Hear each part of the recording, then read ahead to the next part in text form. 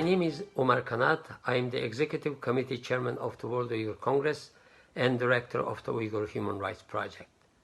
I am a Uyghur and my homeland is called East Turkistan, but China calls it Xinjiang. Xinjiang means new frontier. Uyghur people have a rich culture and history.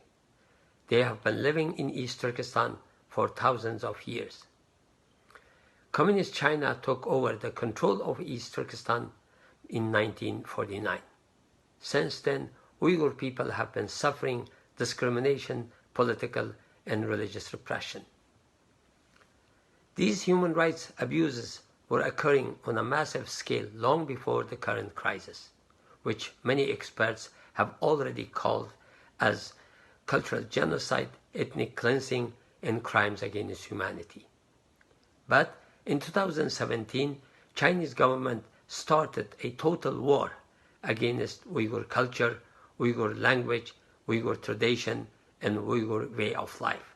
In short, CCP is carrying out a campaign to exterminate Uyghur identity. The government has rounded up to 3 million Uyghurs and other Turkic Muslims and put them in the camps. We call them concentration camps because innocent people are hauled into these camps based on their religious and ethnic identity. Conditions in the camps are unspeakable. Camp survivors have testified to horrific torture, including rape and electric shocks. They are being forced to renounce their religion and renounce their culture and speak Chinese. Government policies lists 48 reasons to place Uyghurs in these camps. It can be any religious expression, attending a traditional wedding, praying at a funeral, any contact with foreign countries, and more. In reality, just being Uyghur is enough to be taken away into camp. Uyghur Human Rights Project, my organization, documented the systematic destruction of mosques. Some were 600 or 800 years old. The remaining mosques have a big portrait of Chinese President Xi Jinping inside. Outside, a big banner covers the usual sign praising God. The new banner says, "Love the Communist Party." Hundreds of cemeteries are also being paved over. Even the dead are not left in peace.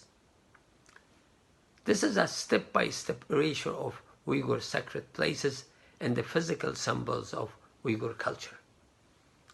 It's a clear indicator of genocidal intent. China has also erected the most complete high-tech surveillance state in the world to control Uyghurs. Cameras with facial recognition software are everywhere. State surveillance extends to Uyghur homes.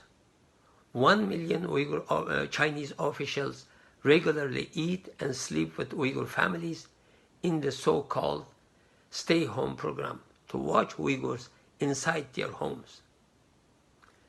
The government has an official policy to promote inter-ethnic marriage. There are financial subsidies. And there is the threat that if a Uyghur woman refuses a marriage offer from a Han Chinese man, she could be accused of harming ethnic unity or harboring extremist thoughts. She and her whole family could be sent to the camps. What has happened to the children of detainees? The government has taken the children away from their grandparents and their relatives into state-run facilities. They are forbidden to speak Uyghur and almost never see their relatives. The government calls them orphanages, but the Washington Post calls them concentration camps for children. China is committing genocide against Uyghur people in East Turkestan. Never again is happening again. But until now, only a few countries spoken out. Most countries have been silent until now because of China's political power, generous loans and investment, and strong armed diplomacy. Even Indian government has not condemned the Chinese government's repression of Uyghurs, although these atrocities has been happening in its neighborhood. It's past time for this.